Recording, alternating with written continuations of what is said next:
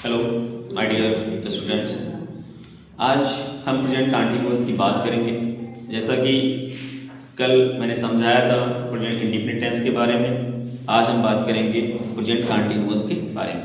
चलिए present continuous के बारे में जानते हैं और प्रेजेंट कंटिन्यूअस का यूज़ कैसे करते हैं, हेल्पिंग वर्ब, आइडेंटिटी, रूल्स क्या हैं, क्या उसका यूज़ है, बताते हैं। Let's start. आज हम बात करते हैं प्रेजेंट कंटिन्यूअस टेंस की। Present continuous tense, present continuous tense ये हम बात करते हैं आइडेंटिटी की। आइडेंटिटी मतलब होता है पहचान, जैसा कि मैं बता चुका हूं मैं। और हेल्पिंग वर्ब, जिसके बारे में मैंने कल बताया था, सहायक क्रिया।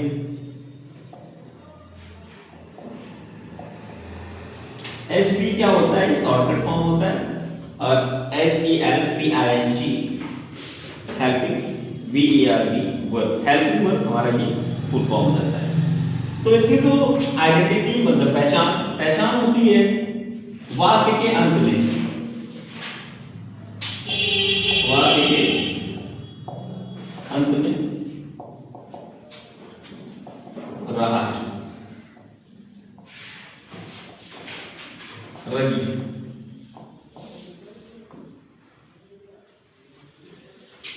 रहेगी,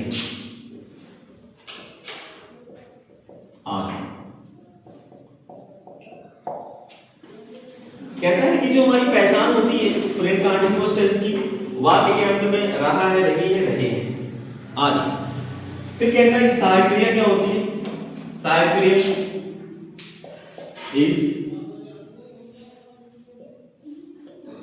एम अब तीनों का प्रयोग इस हेल्पिंग वर्ब के सब्जेक्ट से आप प्रयोग करते हैं, आर का प्रयोग करते हैं, किसके साथ? एम को किससे प्रयोग करते हैं, फिर ये बात करते हैं। हमारा सबसे पहले क्या आता है? इज का प्रयोग सिंगुलर सब्जेक्ट के साथ।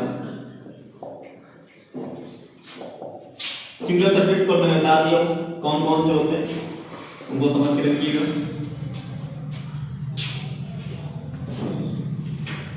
प्लूरल सब्जेक्ट बता चुका हूं मैं, कल बता चुका हूं। और का प्रयोग करेंगे। एक और कॉमन सी बात रह गई है कि जो हमारा मैंने बोला था सिंगुलर, आई सिंगुलर भी होता है, प्लूरल भी होता है। तो आई के साथ सिर्फ हेल्पिंग वर्ब एम का प्रयोग करते हैं। सपोज दैट मैं जा रहा हूं, आई एम गोइंग, मैं लिख रहा हूं, आई एम राइटिंग, मैं खा रहा हूं, I am eating, then I के साथ ओनली हेल्पिंग वर्ब एम का प्रयोग करते हैं। तो आपको सिंगुलर सब्जेक्ट को पता ही है तो बता दिए गए थे, प्लूरल आपको पता ही है तो बता दिए गए थे। अब हम बात करते हैं एग्जांपल की। एक रूल और बात कर लेते हैं। रूल हमारा और आता है बहुत इजी। रूल में क्या होता है कि तरह होता है, कहता है प्रेजेंट कंटीन्यूअस टेंस में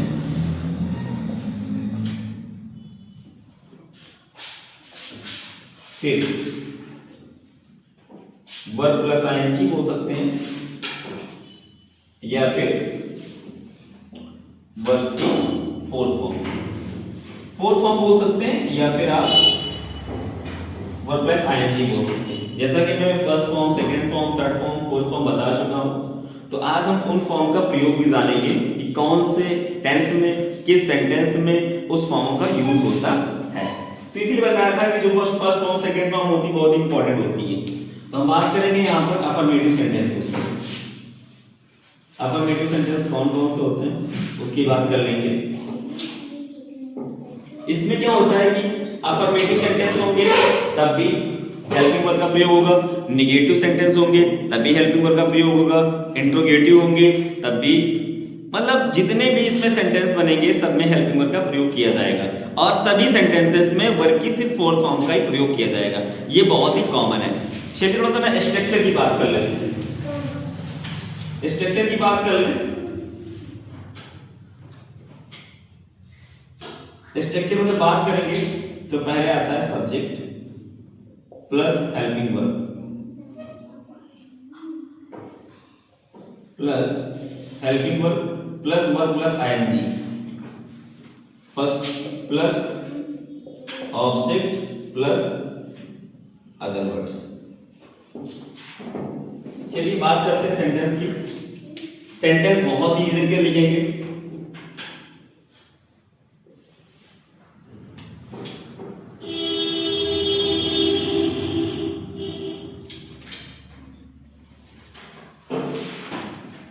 राधा मंदिर जा रही है। राधा मंदिर जा रही है। Radha is a singular subject, तो सिंगुलर सब्जेक्ट का हेल्पिंग वर्ब इसका प्रयोग करेंगे। तो राधा सब्जेक्ट को राधा ही लेंगे, राधा। अब सिंगुलर सब्जेक्ट हेल्पिंग वर्ब इसका प्रयोग करेंगे, तो सब्जेक्ट हो गया राधा, हेल्पिंग वर्ब हो गया इज, राधा इज। अब क्या कह रहा है, वर्ब प्लस आईएनजी।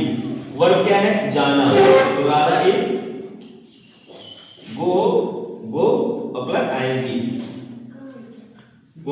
कहां जा रहे हैं, मंदिर जा रही है, मतलब ऑब्जेक्ट, गोइंग टू टेम्पल,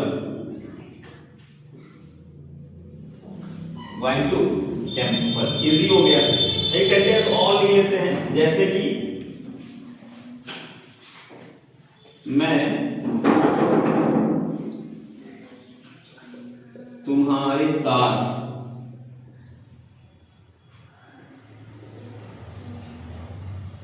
लिख रहा हूं, मैं तुम्हारे साथ लिख रहा हूं। बहुत ही सेंटेंस है। आई के साथ हेल्पिंग वर्ब सिर्फ एम का उपयोग करेंगे, तो आई एम। वर्ब क्या है, लिखना, तो राइट का हो जाएगा राइटिंग। किसके साथ लिख रहा हूं, तुम्हारे साथ, तो with you, I am writing with you.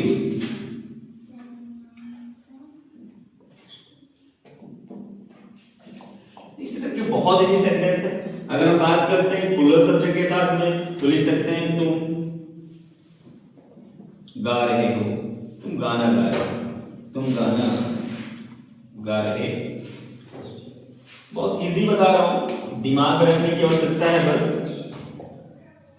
You आपका सब्जेक्ट हो गया तुम, और यू कौन सा सब्जेक्ट है, प्लूरल सब्जेक्ट है, तो प्लूरल सब्जेक्ट का हेल्पिंग वर्ब आर का प्रयोग करेंगे, subject plus helping verb.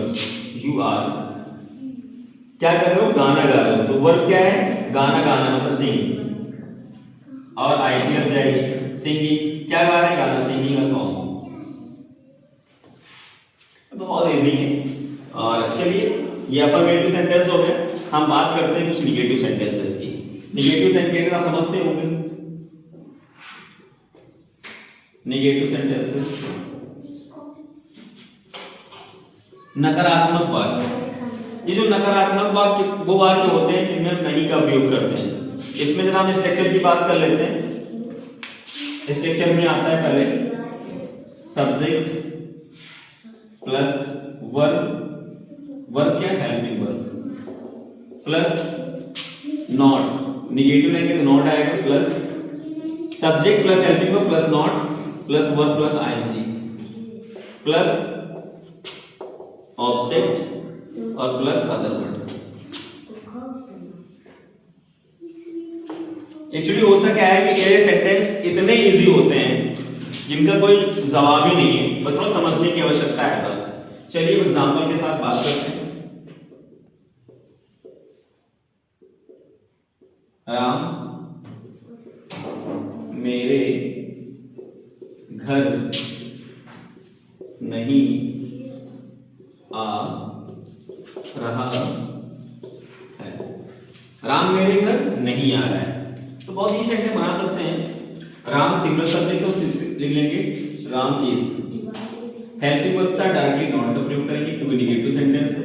Ram is not, verb क्या है, कमिंग, मतलब आ रहा है।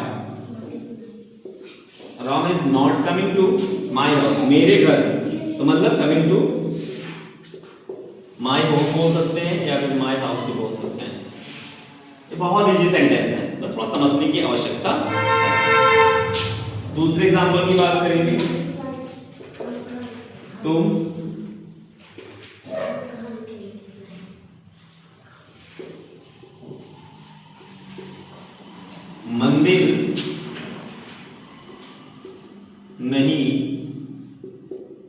जा रहे हो, तुम मंदिर नहीं जा रहे हो, तो you is a plural subject, you के साथ हेल्पिंग वर्ब आर का प्रयोग करेंगे और लिख सकते हैं यू आर नॉट, गो है तो गोइंग हो जाएगा, कहां जा रहे हैं, टेंपल, गोइंग टू टेंपल। बहुत इजी सेंटेंस है, बस बहुत समझने की आवश्यकता है। आई के साथ आप बोल सकते हैं I am not going to temple, बहुत ही सेंटेंस है, एक सेंटेंस लिख भी सकते हैं, लिख देते हैं मैं आम नहीं खा रहा हूं, मैं आम नहीं खा रहा हूं, I am not eating the mango, I am not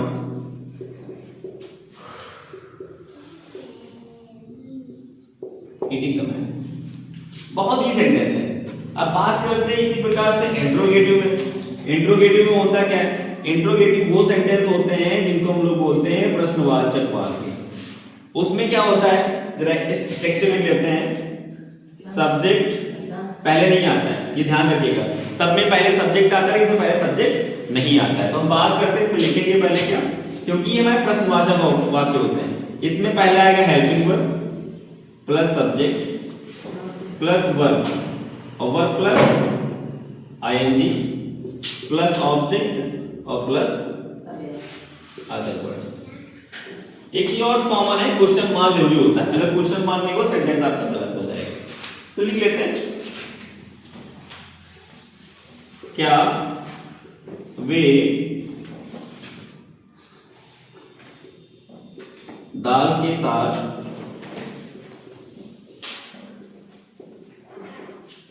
चावल खा रहे हैं। Question mark is very important.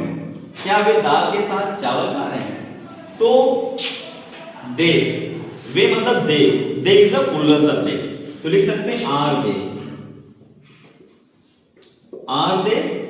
अब कह रहा है कि पहले हेल्पिंग वर्ब फिर सब्जेक्ट विद वर्ब।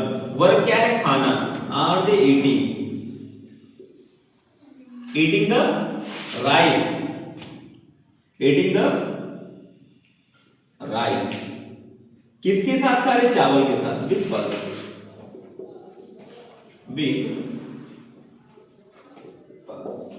तो question mark is very important. Question अगर मार्क नहीं होगा तो आपका सेंटेंस पूरा गलत हो जाएगा। एक सेंटेंस की एग्जांपल की बात कर लेते हैं।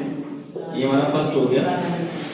दूसरा, क्या वह खाना बना रही है? Question mark is very important. अगर क्वेश्चन मार्क नहीं, सेंटेंस गलत हो जाएगा। वह मतलब सी मतलब सिंगुलर सब्जेक्ट, तो इज हो जाएगा, इज सी। खाना बनाना मतलब कुकिंग या फिर making, is she making the food, making the. Question mark very important है। अगर इसमें आपका क्वेश्चन मार्क नहीं है तो सेंटेंस हो जाएगा पूरा गलत। इसलिए ये महत्वपूर्ण है कि आप इसको कितना माइंड में रख के काम करते हैं।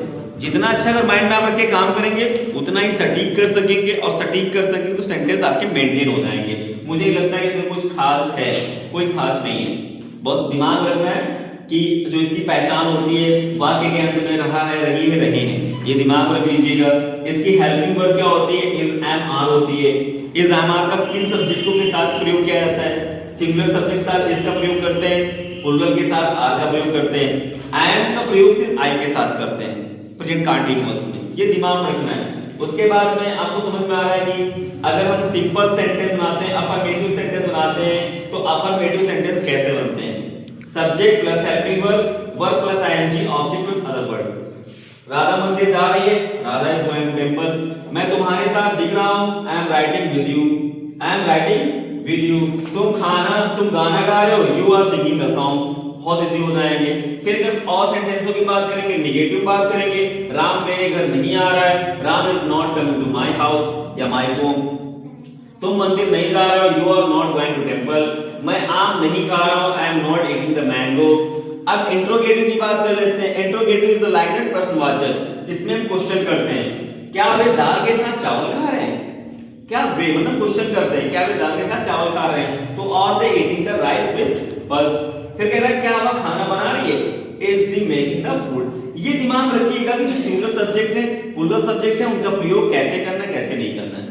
आज के लिए हम प्रेजेंट कंटीन्यूअस को एक्सप्लेन करने के बाद में मैं चाहूंगा कि इस पार्ट जो टेंस का है बहुत अच्छे समझ में आ गया होगा। समझ में आ गया होगा तो मैं कल प्रेजेंट परफेक्ट की बात करूंगा।